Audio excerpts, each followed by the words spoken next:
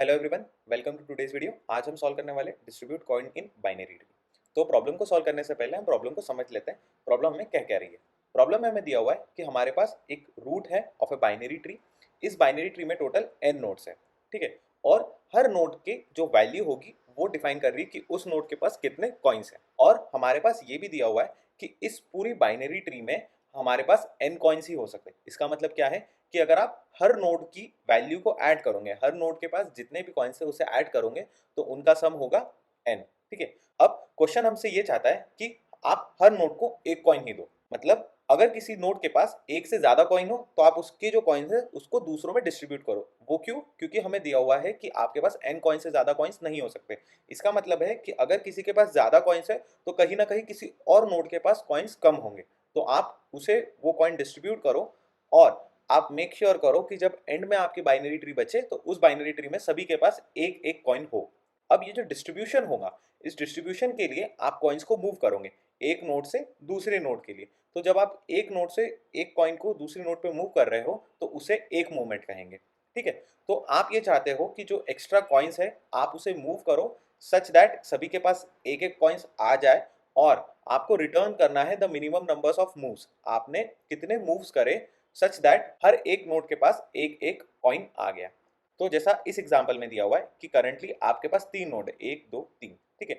तो आपके पास total number of coins कितने होंगे? तीन। बट सारे के सारे तीन कॉइन्स इस पर्टिकुलर नोड के पास है, इन दोनों के पास जीरो कॉइन्स है। अब क्योंकि इसके पास दो एक्स्ट्रा कॉइन्स हैं तो हम इन दो एक्स्ट्रा कॉइन्स को डिस्ट्रीब्यूट करेंगे। क्यों?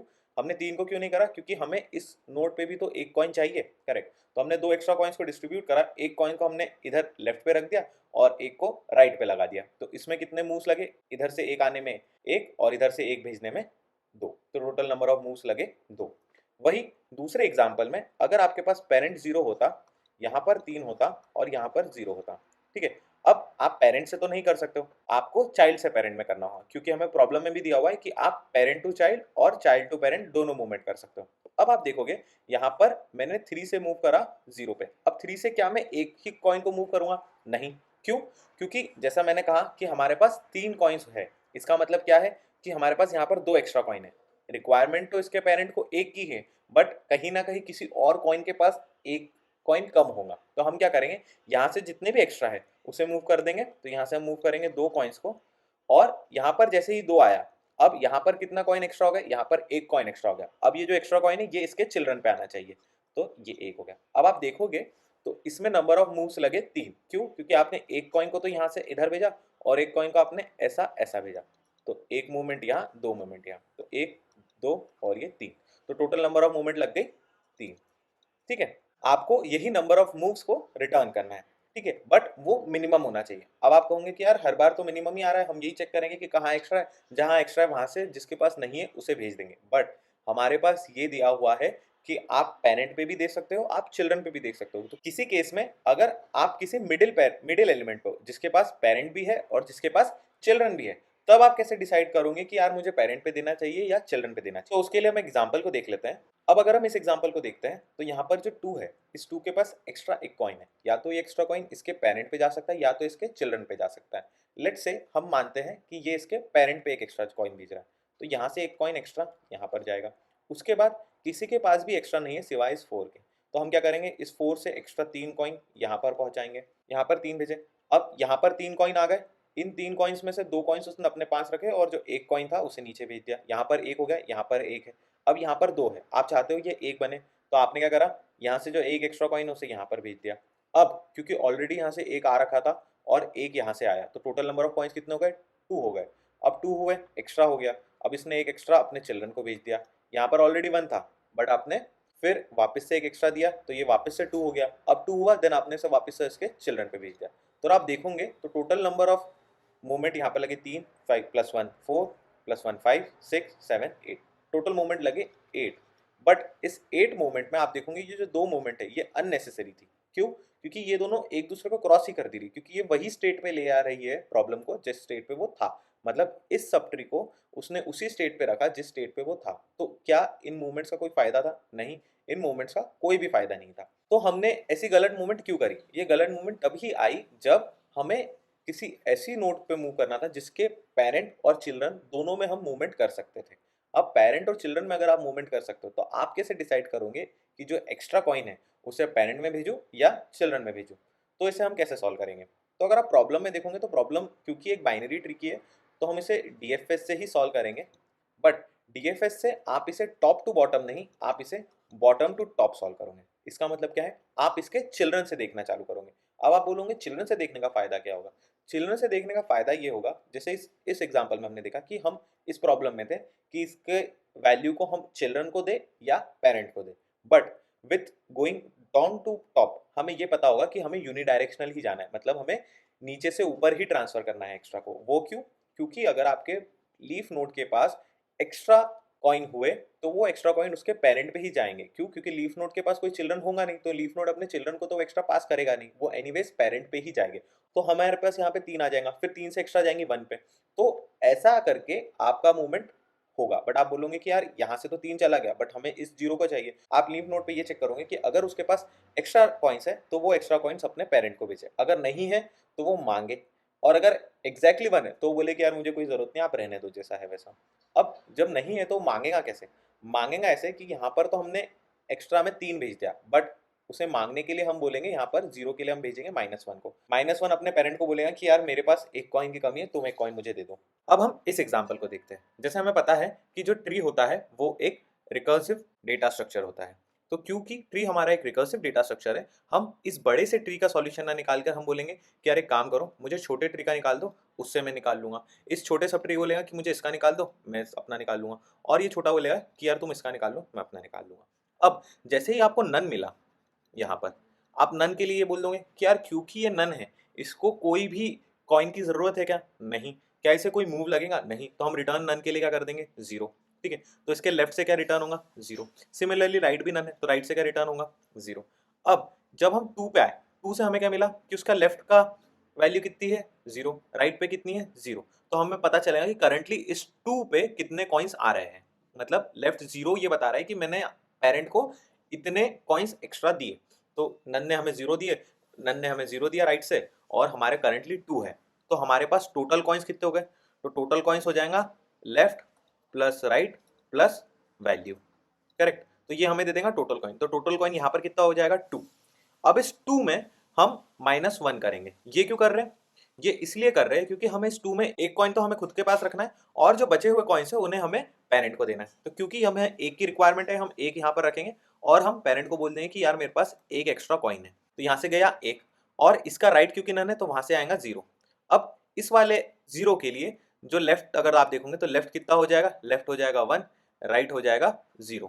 ठीक है, तो करंटली इस वाले के लिए आप क्या रिटर्न करोगे? इस वाले के लिए left plus right plus value. Value 0 है, 1 प्लस 0 प्लस 0 कितना हो गया? 1। 1 माइनस 1 इज 0। तो आप रिटर्न कर दोगे इसके पेरेंट को कि भैया मैं आपको कोई भी एलिमेंट नहीं दूंगा क्योंकि यहाँ से मुझे 1 मिल गया, मेरा काम हो गया। जैसे ही ये 1 यहाँ पर मिला, आप ये देखोगे कि जो मूव्स लगे यहाँ से यहाँ भेजने में, वो कितने लगे? जितने नंबर ऑफ कॉइन्स से उतने नंबर ऑफ मूव्स लगे। तो आप क्या बोलोगे कि जो मूव्स है वो इक्वल टू है number of coins from left plus right. ठीक है, तो जितने भी नंबर ऑफ कॉइन्स लेफ्ट और राइट से आ रहे हैं उनको ऐड करोगे तो आपके मूव्स बन जाएंगे। तो जैसे सबसे पहले इस 2 पे आए, 2 पे लेफ्ट पे कितने आ रहे हैं? 0। राइट से कितने आ रहे हैं? 0। तो मूव्स कितने लगे? 0। जब आप इस 0 पे आए तो आपको लेफ्ट से कितना मिला? 1 मिला। राइट से कितना मिला? 0। तो कितने मूव लगे? 1 ही लगा। करेक्ट, तो यहाँ पर 1 आया। जब ऊपर गए तो यहाँ पर आपको कुछ मिला? नहीं, 0। तो कुछ मूव लगा? नहीं। तो अभी तक हमारे पास जो मूव्स बचा है वो है 1। ठीक है, अब मैं इस वाले 2 पे आता हूँ। इस वाले 2 पे मैं जैसे ही आया, मैंने देखा कि लेफ्ट पे क्या है? 0। राइट पे क्या है? 0। मूव कितने हुए? 0। मैंने इस 2 से एक एक्स्ट्रा 1 को भेजा। कैसे? Left plus right plus value -1, तो यहाँ से 1 गया। सिमिलरली इस 2 से भी इसी तरीके से 1 आएगा। तो आप इस 0 के लिए देखो, लेफ्ट की वैल्यू हो गई 1, राइट की वैल्यू हो गई 1, और करंट वैल्यू है उसकी 0। तो 1 plus 1 plus 0 is equal to 2, 2 minus 1 is 1। तो ये अपने पेरेंट को पास करेगा 1, और यहाँ पर वैल्यू हो जाएगी 1। अब आप देखो कि यहाँ पर भी लेफ्ट भी 1 है, राइट भी 1 है, तो दोनों में से कितने मूव हुए? एक मूव यहाँ से यहाँ तक, एक मूव यहाँ से यहाँ तक। तो वो किसके बराबर है? वो है number of coins that is transferred. तो लेफ्ट प्लस राइट, तो ये कितना हो गया? 1 प्लस 1, ये हो गया 2। ऑलरेडी 1 आपके पास था तो 2 प्लस 1 अभी तक 3 मूव हुए हैं। अब जैसे ही इस वाले 1 पे अगर आप आए तो यहाँ पर क्योंकि 2 आ गए थे और एक एक्स्ट्रा को आपने उसके पेरेंट पे पास करा, तो यहाँ पे कितने मूव लग गए? 1। तो +1, ठीक है। अब जैसे ही आप इस 0 पे आए, इसके लेफ्ट से कितना आया, इसके लेफ्ट से आया 0, राइट से कितना आया 1, तो इसका कितना हो गया, इसके लिए मूव हो गया लेफ्ट प्लस राइट, 0 + 1 = 1, ये ऐड हो गया। और हमारा इन दोनों का अगर हमने सम कर दिया तो टोटल मूव कितने हो गए 4। तो हम क्या कर रहे हैं, हम हर इंडिविजुअल नोड के लिए नंबर ऑफ मूव्स निकाल रहे हैं, ठीक है, और उस नंबर ऑफ मूव्स को जो टोटल मूव है उससे ऐड कर रहे हैं, करेक्ट। तो इस 0 के लिए कितने मूव लगे, 1 मूव लगा, बट टोटल अभी तक कितने लग चुके, 4, तो हम उसमें ऐड कर लेंगे। तो हर नोड के लिए हम नंबर ऑफ मूव्स कर रहे हैं हमारे पास स्टोर, और हम रिटर्न में क्या कर रहे हैं, हम रिटर्न में शेयर कर रहे हैं कि कितने एक्स्ट्रा कॉइन मेरे पास है, जितने भी एक्स्ट्रा कॉइन्स है उसको हम यहाँ से रिटर्न कर रहे हैं।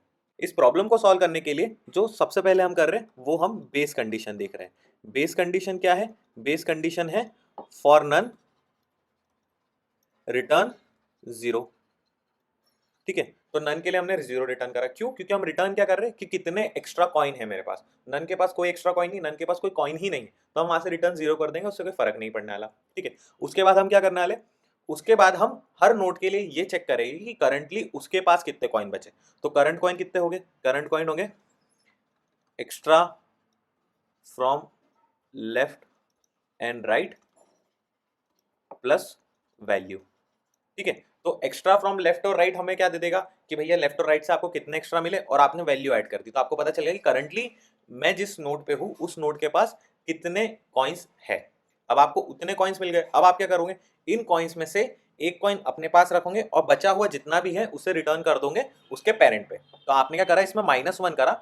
ये क्यों करा, क्योंकि आप एक कॉइन खुद के लिए रखना चाहते हो और बाकियों को पेरेंट को देना चाहते हो, तो आपने यहाँ से वही करा, ठीक है। और जैसे ही किसी भी पेरेंट के पास एक्स्ट्रा लेफ्ट और राइट से चिल्ड्रन आते हैं तो हम क्या करेंगे, उनको ऐड करेंगे।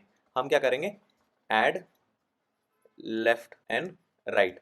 ये क्या दे देगा, ये हमें देगा नंबर ऑफ मूव्स।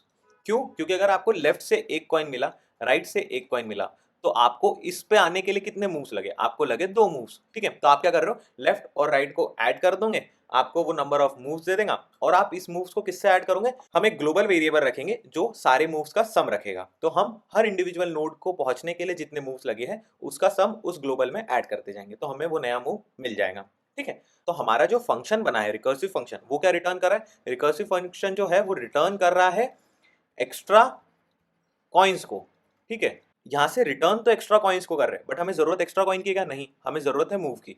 तो हम जो रिटर्न का रिजल्ट आएगा उसको नहीं लेंगे, हम जो ग्लोबल मूव के वेरिएबल को अपडेट कर रहे हैं हम उस मूव के वेरिएबल को रिटर्न कर देंगे सारी रिकर्जन होने के बाद।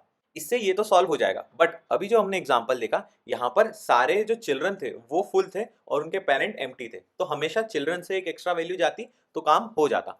बट जो हमने इससे पहले एग्जांपल देखा था जहाँ पर यहाँ पर 0 था, यहाँ पे 4 था एंड यहाँ पर 0 था।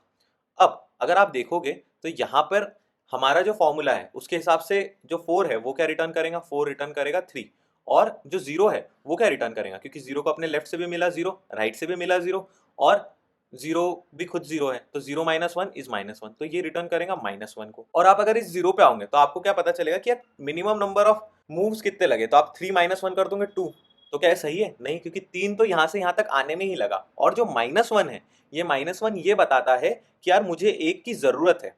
-1 ये नहीं बता रहा कि मुझे एक घटा दो, -1 ये बता रहा है कि मुझे एक मूव की जरूरत है, माइनस बता रहा है कि ये जो होना चाहिए पेरेंट टू चिल्ड्रन होना चाहिए, और जो पॉजिटिव इंटीजर है वो ये बता रहा है कि जो मूवमेंट है वो चिल्ड्रन टू पेरेंट होना चाहिए। तो ये -1 भी अपने आप में एक मूवमेंट को ही दिखाता है, तो हम यहाँ पर भी वही करेंगे, हम इस 1 को भी ऐड करेंगे यहाँ पर। तो हम यहाँ पर सिर्फ लेफ्ट और राइट को ऐड नहीं करेंगे, हम लेफ्ट और राइट के एब्सोल्यूट को ऐड करेंगे, करेक्ट, और हमारा सॉल्यूशन इससे सॉल्व हो जाएगा। ये प्रॉब्लम थोड़ी ट्रिकी हो सकती है, क्यों, क्योंकि हम रिटर्न कुछ और कर रहे हैं रिकर्जन से, पर हमें चाहिए कुछ और। हम जो रिटर्न कर रहे हैं हम उसी को यूज कर रहे हैं to get the number of movement. कैसे, क्योंकि हमें पता चल गया कि यार 3 कॉइन हमें नीचे से आने वाले और इधर एक कॉइन हमें देना ही है, तो उन दोनों को जब मैं ऐड करूंगा तो मुझे पता ही चल जाएगा कि इतने मूव लगेंगे। क्यों, क्योंकि हर कॉइन को एक नोड पे मूव करने के लिए एक मूवमेंट लगेगी ही लगेगी, तो हम उसी का यूज कर रहे हैं, तभी हम लेफ्ट और राइट में जितने कॉइन्स हमें आ रहे हैं उनको ऐड कर रहे हैं, तो हमें नंबर ऑफ मूव मिल जा रहा है। सो आई होप आपको बेसिक अंडरस्टैंडिंग हुई होगी कि हम इसे सॉल्व कैसे करने वाले।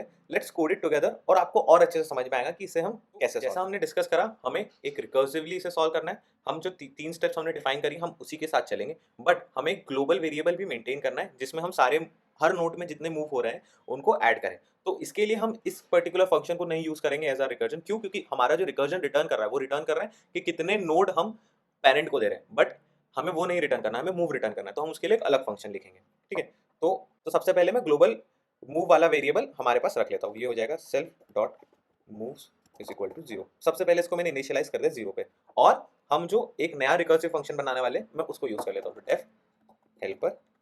इसमें हम क्या पास कर रहे हैं? इसमें हम पास कर रहे हैं इसके रूट को ही। अब हमने इस हेल्पर में तो रूट को पास कर दिया, तो हमारा जो सबसे पहले स्टेप थी कि अगर वो नन है तो नन के लिए वो क्या रिटर्न करेगा? वो रिटर्न करेगा 0। तो हम यहाँ पर बेस कंडीशन लिख देंगे, if root is none return 0। उसके बाद हम क्या करने वाले थे? उसके बाद हम लेफ्ट और राइट सब ट्री को बोलने वाले थे कि भैया तुम्हारे पास अगर कुछ एक्स्ट्रा कॉइन्स हो तो मुझे बता दो, या फिर तुम्हारे को जितने भी कॉइन्स की नीड है तुम मुझे वो बता दो। और वो जितने भी कॉइन्स की नीड है वो कैसे बताएगा? अगर नेगेटिव वैल्यू है तो वो हमें बताएगा कि मुझे कॉइन्स की नीड है, अगर पॉजिटिव वैल्यू है तो वो मुझे बताएगा कि मेरे पास इतने एक्स्ट्रा कॉइन्स है, ये आप रख लो। तो हम क्या करेंगे? हम लेफ्ट मंगा लेंगे जो कि क्या होगा? Helper of root dot left, और राइट मंगा लेंगे जो कि क्या होगा? Helper dot root dot right. ठीक है, तो यहाँ से मुझे लेफ्ट और राइट के लिए मिल गया। जैसे हम यहाँ पे समझते हैं कि जैसे ही मैं 3 पे आया, 3 से मैंने पहले बोला कि यार एक 0 से काम करो कि 0 तुम बता दो तुम्हें कितने चाहिए। फिर हमने इस 0 को बोला, अब 0 आया अपने नन पे, नन ने बोला कि 0, नन ने बोला मुझे कुछ नहीं चाहिए। इसके जब राइट पे आया, राइट पे भी नन, राइट ने भी रिटर्न कर दिया 0 कि मुझे कुछ नहीं चाहिए। तो अभी इस 0 पे आने के लिए मुझे टोटल नंबर ऑफ मूव कितने लगे? लेफ्ट प्लस राइट कितना हो गया? 0 प्लस 0 इज 0। तो मैंने बोला अभी तक तो मेरे पास 0 मूवमेंट हुई है। ठीक है, उसके बाद मैं क्या करूंगा? इस 0 से क्या रिटर्न करूंगा? Left plus right plus value -1।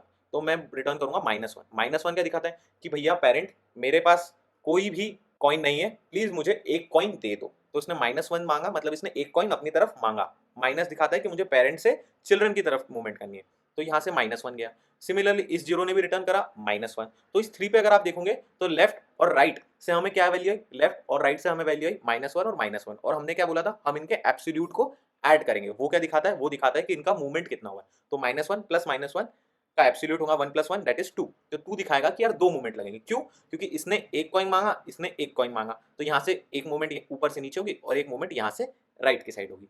तो 2 मूवमेंट हो गई। क्या हमने एक्चुअली उसकी वैल्यू अपडेट करी? नहीं। क्यों? क्योंकि प्रॉब्लम में हमें सिर्फ मूव ही देना था। तो हम क्यों ये सब करें? हमने हमारे पास नोट करके रख लिया कि यार कुछ भी हो जाए 2 मूव्स तो लगेगी ही। तो वो हमें पता चला कि इस पर्टिकुलर 3 के लिए हमें 2 मूव्स लगेगी। हमने क्या करा? जो हमारा ग्लोबल मूव्स था उसमें इस 2 को ऐड कर दिया। तो हमारे पास जो ग्लोबल मूव्स हो गया वो कितना हो गया? 2। अब जब 3 पे आए तो 3 पे अगर आप देखोगे कि 3 पे टोटल नंबर ऑफ कॉइन्स कितने बचे, तो अगर आप देखोगे लेफ्ट से कितना मिला? -1, -1 प्लस राइट से कितना मिला? -1। तो दोनों कितना हो गया? -2।